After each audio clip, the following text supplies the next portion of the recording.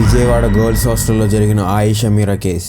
ఈ కేస్ గురించి మీలో ఎంతమంది విన్నారో తెలియదు, కానీ 2007లో ఈ ఒక్క కేస్ మొత్తం ఇండియాలో సెన్సేషన్ అయింది. రీసెంట్ టైమ్స్లో కోల్కతా డాక్టర్ కేసు గురించి ఎంత చెప్పుకున్నారో దానికి మించి దీని గురించి చెప్పుకున్నారు. అండ్ దానికన్నా ఘోరంగా ఒక అమ్మాయిని మానభంగం చేసి చంపేశారు. అండ్ ఇక్కడ దారుణమైన విషయం ఏంటంటే, ఒక గర్ల్స్ హాస్టల్లో నిద్రపోతున్న అమ్మాయిని తల మీద కొట్టి కొన ఊపిరితో ఉండగా ఆమెని ఈడ్చుకుంటూ కామన్ బాత్రూమ్స్ వైపు లాక్కుని వెళ్ళి అక్కడ ఉన్న బాత్రూంలో ఒక కాలిని పైకి లేపి పక్కనే ఉన్న ట్యాప్కి కట్టేసి అప్పటికే చనిపోయింది అని తెలిసినా కానీ చనిపోయిన అమ్మాయిని మానభంగం చేసి ఇంకా వాళ్ళ కసి తీరక ఆ అమ్మాయి చెస్ట్ మీద చిరుత 143 అని కత్తితో రాసి ఆ అమ్మాయి పొట్ట మీద ఒక లవ్ సింబల్ని కూడా కత్తితో గీసి ఆ అమ్మాయి చేతిలో ఒక నోటు పెట్టి వెళ్ళాడు. ఆ నోట్లో ఏముంది అంటే, నేను ఈ అమ్మాయిని లవ్ చేస్తున్నా, కానీ ఈ అమ్మాయి నన్ను లవ్ చేయను అని చెప్పి మారం చేస్తుంది, అందుకే అనుభవించి చంపేశా అని చెప్పి ఉంది. ఇంత దారుణంగా ఒక అమ్మాయిని చంపింది ఎవరు?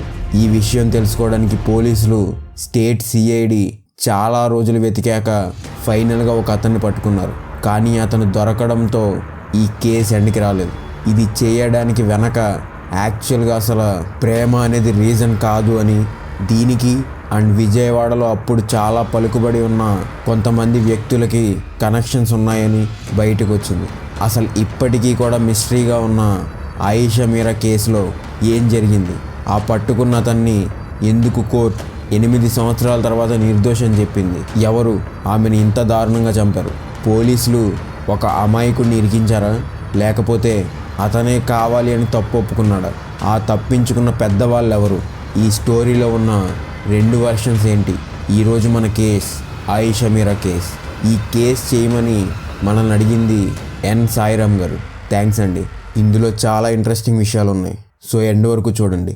అండ్ నా సైడ్ నుంచి ఒక చిన్న రిక్వెస్ట్ ఏంటంటే, క్రైమ్ కంటెంట్ని యూట్యూబ్ ఎక్కువ ప్రమోట్ చేయదు, మన ఛానల్కి మీ సపోర్ట్ కావాలి. కేసులోకి వెళ్ళే ముందు మన ఛానల్ని ఇప్పుడే సబ్స్క్రైబ్ చేసి బెల్ని ఆల్లో పెట్టుకోండి. అండ్ వీడియో నచ్చితే లైక్ చేయడం మర్చిపోకండి. మీ చిన్న లైక్ నాకు చాలా పెద్దది. 100 లైక్స్ టార్గెట్ ఇస్తున్నా, ప్లీజ్ చేసేయండి. అండ్ మీకు ఎలాంటి డౌట్స్ ఉన్నా కమెంట్ చేయండి. లేట్ చేయకుండా let's crack the case. Sri Durga ladies hostel, Vijayawada, 2007. అది December time.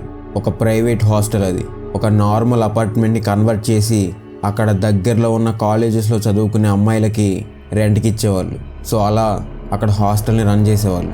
Early morning 2nd ఫ్లోర్లో ఉన్న ఒక రూమ్లో అమ్మాయికి మెలకు వచ్చింది. వచ్చి చూస్తే హాల్ మొత్తం కూడా చిందరవందరగా ఉంది. ఎవరో దొంగలు వచ్చారేమో అని మిగతా రూమ్స్ వాళ్ళని కూడా వెంటనే లేపింది. అలా రూమ్ బయటికి వచ్చి చూస్తే ఫ్లోర్ మీద రక్త మరకలు లైన్లో పడి ఉన్నాయి. అవి అన్నీ కూడా వాష్రూమ్ సైడ్ వెళ్తున్నాయి. వాటిని ఫాలో అవుతూ వెళ్ళిన వాళ్ళకి అక్కడ కనిపించింది చూసి అక్కడ ఉన్న ఆడపిల్లలు అందరూ కూడా అరవడం స్టార్ట్ చేశారు. గట్టిగా ఏడుస్తున్నారు. అక్కడ ఉన్న వార్డెన్ ధైర్యం చేసి ఆ చనిపోయిన అమ్మాయి చేతిలో ఉన్న లెటర్ని తీసి చదివింది. అందులో ఏముంది అంటే, ఈ అమ్మాయిని నన్ను ప్రేమించమని చాలా రోజుల నుంచి బ్రతిమాలుతున్నా, కానీ పట్టించుకోలేదు, అందుకని హాస్టల్కి వచ్చి కొట్టాను, తర్వాత మానభంగం చేసి చంపేశాను. అడిగినప్పుడు ప్రేమించకపోతే మిగతా లేడీస్కి కూడా ఇదే గతి పట్టుద్ది అని ఒక వార్నింగ్ లెటర్ అది. వెంటనే పోలీసులు ఆ క్రైమ్ సీన్కి వచ్చి అక్కడ ఉన్న హంతకుడి ఫుట్ ప్రింట్స్, ఫింగర్ ప్రింట్స్ అన్నీ కలెక్ట్ చేసుకుని చేయాల్సినవి కంప్లీట్ చేశారు. అప్పట్లో మన ఉమ్మడి ఆంధ్రప్రదేశ్లో ఇది చాలా సెన్సేషనల్ క్రైమ్ కేస్, కానీ పోలీసులు ఇది చేసింది ఎవరు అని కనిపెట్టలేకపోయారు.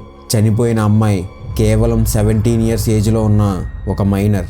ఆమెని ఇంత దారుణంగా చంపిన వాళ్ళు ఎవరు అని చెప్పి ఆల్మోస్ట్ 1 ఇయర్ చేసిన ఇన్వెస్టిగేషన్లో మొత్తం 56 మందిని సస్పెక్ట్స్ లిస్ట్లో యాడ్ చేసి మొత్తం అందరినీ ఇంట్రాగేట్ చేశారు. అండ్ క్రైమ్ సీన్లో దొరికిన ఆధారాలతో మ్యాచ్ చేసి చూశారు, కానీ ఎవ్వరూ కూడా మ్యాచ్ కాలేదు.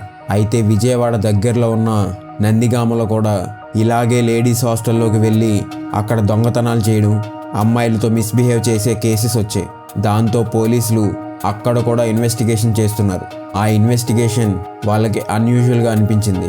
ఆ ఇన్వెస్టిగేషన్లో వాళ్ళకి అన్యూజువల్గా అనిపించిన విషయం ఏంటంటే, ఈ ఇన్సిడెంట్స్ అన్నీ కూడా ఒక 6 మంత్స్ పీరియడ్లో అస్సలు జరగలేదు. ఆ 6 మంత్స్ ముందు, ఆ 6 మంత్స్ తర్వాత కూడా ఫైల్ అయ్యాయి, కానీ ఆ పర్టికులర్ 6 monthsలో మాత్రం అసలు ఒక్కటి కూడా జరగలేదు. దాంతో పోలీసులకి ఒక లీడ్ దొరికింది.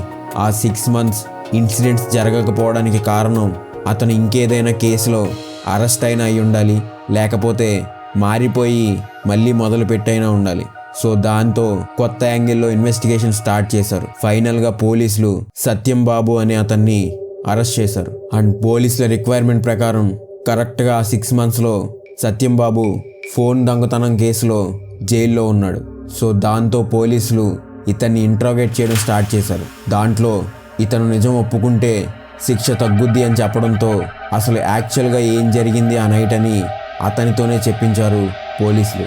ఆ వీడియో కూడా ఉంది, ప్లే చేస్తా చూడండి. రైట్ సైడ్ కాలు సార్, రైట్ సైడ్ కాలు ట్యాప్కి కట్టే సార్, లెఫ్ట్ సైడ్ కాలు ఏమో ఫ్రీగా వదిలేసారు సార్. ఫ్రీగా వదిలేసి ఒకసారి మానభంగం చేసేసారు. మొత్తం వీడియో ఇక్కడ పెట్టలేం, సో రిమైనింగ్ ఫుల్ వీడియో మన టెలిగ్రామ్ ఛానల్లో పెడతా. ఇలా సత్యం బాబు అక్కడ ఏం జరిగింది అని డీటెయిల్డ్గా చెప్పాడు. ఆ రోజు నైట్ సత్యం బాబు నందిగామ నుండి లారీ మీద విజయవాడ వచ్చాడు. వచ్చి అక్కడ సెకండ్ షో మూవీ చూసి ఇంటికి వెళ్ళడానికి అని బస్ స్టాండ్ సైడ్ వెళ్తున్నాడు. అయితే అతనికి దారిలో ఒక బిల్డింగ్ కనపడింది. ఆ బిల్డింగ్లో 2nd floorలో ఒక అమ్మాయి కనిపించింది. చూడగానే అమ్మాయి నచ్చింది. సత్యం బాబుకి పెళ్ళైన 3 monthsకే వైఫ్ వదిలేసింది. సో అతను ఫిజికల్ నీడ్స్ కోసం వ్యభిచారం వైపు కూడా వెళ్ళేవాడు.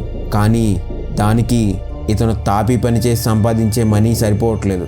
దాంతో ఇలా హాస్టల్స్లో ఆడవాళ్లతో మిస్బిహేవ్ చేయడం, బయట ఉన్న ఆడవాళ్ళని టార్గెట్ చేయడం చేసేవాడు. ఈరోజు ఎలా అయినా ఆ అమ్మాయిని అనుభవించాలి అని అనుకున్నాడు. అనుకున్నట్టుగానే అక్కడ ఉన్న గోడ దూకి 2nd floorలోకి వెళ్ళాడు. అక్కడ అతనికి 2 doors కనిపించాయి. దాంట్లో ఒక దాన్ని ఓపెన్ చేయడానికి చూశాడు, కానీ అది లోపల నుండి లాక్ వేసి ఉంది. ఇంకో డోర్ ఓపెన్ చేస్తే అక్కడ హాల్లో బెడ్ మీద ఒక అమ్మాయి పడుకుని కనిపించింది. ఎవరైతే ఏంటి అని ఆ అమ్మాయి దగ్గరికి వెళ్దాం అనుకున్నాడు సత్యం బాబు. కానీ ఇప్పుడు ఏమైనా చేస్తే అమ్మాయి అరుపులకి మిగతా వాళ్ళందరూ కూడా లేస్తారు అని సత్యం బాబు బయటికి వెళ్ళి ఒక రోకలి బండను తీసుకుని మళ్ళీ వచ్చాడు. వచ్చిన తర్వాత ఆమె తల మీద ఒక్కసారి గట్టిగా కొట్టాడు. చిన్నగా సౌండ్ చేసి ఆ అమ్మాయి అక్కడే చనిపోయింది. కానీ సత్యం బాబు ఆ అమ్మాయిని అక్కడ నుండి ఈడ్చుకుంటూ వాష్రూమ్లోకి తీసుకెళ్ళి అక్కడ కాలిని ట్యాప్కి కట్టేసి మానభంగం చేసి అయిపోయిన తర్వాత దొరికిపోతాయేమో అని భయంతో మళ్ళీ హాల్లోకి వెళ్ళి అక్కడ ఉన్న బ్యాగ్స్ వెతికి పెన్ అండ్ పేపర్ తీసుకుని పోలీసుల్ని డైవర్ట్ చేయడానికి లవర్ అని చెప్పి ఒక లెటర్ రాసి ఆ అమ్మాయి బాడీ మీద ఇంకా అతని సైకోయిజం తగ్గక అలా కత్తితో గీసి అక్కడ నుండి వెళ్ళిపోయాడు. ఈ మాటలన్నీ కూడా సత్యం బాబు స్వయంగా చెప్పినవి. మహిళా సెషన్ కోర్టులో కేసు నడిచింది. అతను చెప్పిన స్టోరీకి మెడికల్ రిపోర్ట్స్కి కరెక్ట్గా సరిపోయింది. అండ్ అతను చెప్పిన ఆ రోకలి బండ కూడా వెతికితే దొరికింది. దాంతో అతనికి కోర్టు 14 years జైలు శిక్ష వేసింది. అయితే ఇక్కడితో ఈ కేసు ఎండ్ కాలేదు. కేసుని సత్యం బాబు వాళ్ళ మదర్ హైకోర్టులో వేశారు. హైకోర్టు 8 years తర్వాత సత్యం బాబు నిర్దోషి అని చెప్పి రిలీజ్ చేశారు. ఈ రిలీజ్తో అందరూ షాక్ అయ్యారు. ఇక్కడే ఈ కేసులో 2nd version స్టార్ట్ అయింది. ఈ వర్షన్ ఏంటంటే సత్యం బాబుని అరెస్ట్ చేసిన టైం నుండి కూడా ఆయిషా మీరా పేరెంట్స్ అండ్ ఇంకా చాలామంది చెప్తూనే ఉన్నారు, కానీ దాన్ని ఎవరు నమ్మలేదు. కానీ కోర్టు ఎప్పుడైతే సత్యం బాబుని రిలీజ్ చేసిందో అప్పుడు అందరికీ ఈ 2nd version కూడా నిజమేనేమో అని డౌట్ స్టార్ట్ అయింది. ఈ హాస్టల్ కోనేరు ఫ్యామిలీ వాళ్ళది. కోనేరు సతీష్ అనే అతని బినామీ పేరు మీద ఈ హాస్టల్ని నడిపించేవాడు. ఈ కోనేరు సతీష్ మినిస్టర్ కోనేరు రంగయ్య గారికి మనవడు. అయితే ఇక్కడ హాస్టల్ నడిపిస్తున్నామనే ముసుగులో చాలా ఇల్లీగల్ పనులు జరిగేవంట. ఆ హాస్టల్లోనే కొన్ని రూమ్స్లో వ్యభిచారం కూడా చేపించేవాళ్ళని, ఇంకొన్నిసార్లు అయితే కోనేరు సతీష్ అండ్ వాళ్ళ ఫ్రెండ్స్తో అక్కడ పార్టీస్కి వచ్చినప్పుడు బలవంతంగా కొంతమంది అమ్మాయిల మానం తీశారని చెప్తారు. అయితే ఇలా జరుగుతున్నప్పుడు ఒకరోజు ఆయిషా హాస్టల్కి మగవాళ్ళు రావడం చూసి క్వశ్చన్ చేసింది, లేడీస్ హాస్టల్కి మగవాళ్ళు ఎందుకు వస్తున్నారు అని. దాని తర్వాతే ఆయిషాకి ఇక్కడ జరుగుతున్న విషయాలన్నీ కూడా ఒక్కొక్కటి తెలియడం స్టార్ట్ అయింది. ఆయిషా అక్కడ ఉన్న కొంతమంది హాస్టల్ మేట్స్తో కూడా ఈ విషయం డిస్కస్ చేసి ఇక్కడ నుండి ఖాళీ చేసి వెళ్ళిపోవాలి అని డిసైడ్ అయింది. అయితే అలా డిస్కస్ చేసిన వాళ్ళలో కొంతమంది హాస్టల్ వార్డెన్కి ఫేవర్గా ఉన్న వాళ్ళు ఉన్నారు. వాళ్ళ ద్వారా మొత్తం విషయం సతీష్ వరకు వెళ్ళింది. దాంతో ఈ ఇన్సిడెంట్ జరిగిన రోజు నైట్ సతీష్ తన ఫ్రెండ్స్తో అక్కడ పార్టీ అరేంజ్ చేశాడు. దాంట్లో వార్డెన్ అండ్ ఆమె హస్బెండ్ కూడా ఉన్నారు. నైట్ అవుతుంది, అందరూ తాగున్నారు. వాళ్ళు ఆయిషాని రూమ్ నుండి బయటికి రప్పించారు. ఆమెతో రూడ్గా మాట్లాడటం స్టార్ట్ చేశారు. ఆయిషా వాళ్ళ గురించి అందరికీ చెప్తా అని బెదిరించింది. దాంతో వాళ్ళు ఆయిషా తలని అక్కడ ఉన్న డోర్కి వేసి గట్టిగా కొట్టారు. దాంతో ఆయిషా అక్కడే చనిపోయింది. అయితే చంపేసిన తర్వాత వాళ్ళకి ఏం చేయాలో అర్థం కాలేదు. దాంతో వాష్రూమ్కి తీసుకెళ్ళి అక్కడ పడేసి ఇది లవర్ చేసినట్టు లెటర్ పెట్టారు. జస్ట్ ఎవరో తెలియని వాళ్ళు చేశారు అని సాక్ష్యాలు లేక కేసు కొట్టేస్తారు అనుకున్నారు. కానీ కేసు సెన్సేషన్ అయ్యి మొత్తం ఇండియా దీని గురించి చూస్తున్నప్పుడు ఒక నార్మల్ దొంగని తీసుకుని అరెస్ట్ చేసి అతన్ని కొట్టి అతని ఫ్యామిలీని చంపేస్తామని బెదిరించి ఈ నేరం ఒప్పుకునేలా చేశారు. అండ్ అక్కడ సత్యం బాబు చెప్పినది కూడా కన్ఫెషన్ వీడియో కాదు. ఎందుకంటే పక్కన ఎలాంటి జడ్జి కానీ పోలీసులు కాకుండా ఎలాంటి లాయర్ కానీ లేరు. సో పోలీసులే బలవంతంగా అతనితో చెప్పించారని చెప్పి రిలీజ్ అయ్యాక సత్యం బాబు అందరికీ చెప్పాడు. నన్ను కొట్టిన తర్వాత కేసులు ఒప్పుకోకపోతే మా అమ్మని మా చెల్లిని చంపుతున్నానని నన్ను ఎన్కౌంటర్ చేస్తున్నాను. సో నిజంగా చేసింది ఎవరు అని చెప్పి ఎంక్వైరీ చేయాలి. కానీ మరి పోలీసులు అసలైన వాళ్ళని పట్టుకోలేక ఇలా చేశారా లేకపోతే వాళ్ళని తప్పించడానికి చేశారా అని ఇప్పటికీ తెలియదు. అండ్ ఇంకో విషయం ఏంటంటే చంపిన రోకల్ని కూడా సత్యం బాబు చెప్పిన తర్వాత పోలీసులకి దొరకడం. అండ్ అది కూడా సత్యం బాబు ఇంత తెలివిగా లెటర్స్ అన్నీ ప్లాన్ చేసిన అతను ఆ రోకల్ని అక్కడే జస్ట్ పక్కన పడేసి వెళ్ళిపోయాడు అంటే నమ్మేట్టు లేదు. అండ్ హైకోర్టు కూడా అందుకే అతన్ని వదిలిపెట్టింది. అయితే ఇక్కడ ఆ సాక్ష్యాలన్నీ కూడా పోలీసులు నమ్మించడానికి వేరే ఎవరన్నా క్రియేట్ చేశారని కూడా డౌట్ ఉంది. కాకపోతే ఏంటంటే ఇంత సెన్సేషన్ కేసెస్ అండ్ పోలీసుల దగ్గర నిజంగా సత్యం బాబే చేశాడు అని అన్ని సాక్ష్యాలు ఉంటే గవర్నమెంట్ తరపు నుండి సుప్రీంకోర్టుకి వెళ్ళాలి. కానీ వెళ్ళలేదు. మరి దీని వెనక ఏం జరిగింది అని ఇప్పటికీ కూడా మిస్టరీనే. మరి పోలీసులు కవర్ చేశారా లేకపోతే ఎవరైనా కావాలి అని చెప్పి సాక్ష్యాలు క్రియేట్ చేపించి వేరెవరినో ఇరికించారా? దీంట్లో థర్డ్ వర్షన్ కూడా ఉంది. ఏంటంటే చేసింది సతీష్ అండ్ అతని ఫ్రెండ్స్ అయినప్పటికీ ఈ కేసు ఒప్పుకోవడానికి సత్యం బాబుకి డబ్బులు ఇచ్చారు అని, అందుకే అతను ముందు ఒప్పుకుని తర్వాత ఇంకా ఎక్కువ డబ్బులు డిమాండ్ చేయడంతో వాళ్ళు ఇవ్వలేదు అని, ఇవ్వకపోవడంతో సత్యం బాబు నేను చేయలేదు నన్ను ఇరికించారు అని చెప్పి హైకోర్టుకు వెళ్ళాడు అని చెప్తారు. మరి ఇందులో ఏది నిజమో కేసు జరిగి 17 సంవత్సరాలు అయినా కానీ మనకి తెలియదు.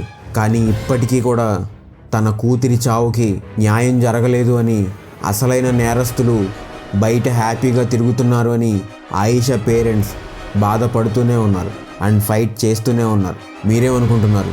ఏ వర్షన్ నిజం అవ్వచ్చు, లేకపోతే నేను మిస్ చేసిన వర్షన్ ఇంకేమైనా మీకు తెలిస్తే కమెంట్ చేయండి. డెఫినెట్లీ ఆ కమెంట్ని పిన్ చేస్తా. ఈ కేసు మీద మీ ఒపీనియన్ ఏంటో కూడా చెప్పండి. ఇందులో ఎవరు తప్పు చేయడానికి ఎక్కువ ఛాన్సెస్ ఉన్నాయి. అండ్ అనౌన్స్మెంట్ అన్నా కదా, ఏంటంటే నా ఫస్ట్ 1000 సబ్స్క్రైబర్స్ని నేను గుర్తుపెట్టుకోవాలనుకుంటున్నాను. ఎందుకంటే వాళ్ళు నా దగ్గర ఏమీ లేనప్పుడు అప్పుడే స్టార్ట్ చేసిన వెంటనే నన్ను నమ్మి సబ్స్క్రైబ్ చేసిన వాళ్ళు. సో వాళ్ళ పేర్లని నేను ఎప్పటికీ గుర్తుపెట్టుకోవాలనుకుంటున్నాను. సో మీరు మన ఛానల్ని సబ్స్క్రైబ్ చేస్తున్నప్పుడు మీ నేమ్ని కింద కమెంట్ చేయండి. అండ్ కుదిరితే ఒకవేళ మీ దగ్గర టైం ఉంటే మీరు ఎన్నో నంబర్ దగ్గర సబ్స్క్రైబ్ చేస్తున్నారో కూడా ఆ నెంబర్ని కూడా పక్కన యాడ్ చేయండి. అందరి పేర్లని కూడా నేను నా నోట్బుక్లో రాసుకోవాలనుకుంటున్నా. అండ్ యూట్యూబ్ స్టూడియోలో అందరి పేర్లు చూపించదు. సో అందుకే నేను మిమ్మల్ని అడుగుతున్నా. ఇది నా సైడ్ నుంచి ఒక చిన్న రిక్వెస్ట్ అనుకోండి. జస్ట్ ఒక 30 సెకండ్స్ స్పేర్ చేసి మీరు సబ్స్క్రైబ్ చేసుకున్నప్పుడు కింద ఒక చిన్న కమెంట్ లీవ్ చేయండి మీ పేరుతో. నా ఫస్ట్ 1000 సబ్స్క్రైబర్స్ నాకు ఎప్పుడు గుర్తుండాలి. అండ్ వీడియోని ఇక్కడ వరకు చూశారు అంటే మీకు నచ్చిందని అనుకుంటున్నా. లైక్ చేసి కమెంట్ చేయడం మర్చిపోకండి. ఈ కేసుకి సంబంధించిన ఒరిజినల్ ఇమేజెస్ అండ్ ఇక్కడ పెట్టకూడని లింక్స్ ఏమైనా ఉంటే అవి మన టెలిగ్రామ్ ఛానల్లో పెడతాం. సో దాని లింక్ కింద డిస్క్రిప్షన్లో మెన్షన్ చేస్తా, జాయిన్ అవ్వండి. అండ్ ఒకవేళ మీకు స్టాక్ మార్కెట్ అంటే ఇంట్రెస్ట్ ఉండి నేర్చుకోవాలి అనుకుంటే నేను స్టాక్ మార్కెట్ మీద బుక్స్ రాశాను. అవి అమెజాన్లో అవైలబుల్గా ఉన్నాయి. లింక్స్ కింద కమెంట్స్లో పిన్ చేసి పెట్టా. చెక్ చేసి నీడ్ ఉన్న వాళ్ళు తీసుకోండి. అండ్ ఇలాంటి వీడియోస్ నచ్చితే మన ఛానల్లో ఇంకా ఉన్నాయి, ఒక లుక్ వేయండి. మళ్ళీ కలుద్దాం ఇంకో కేసుతో.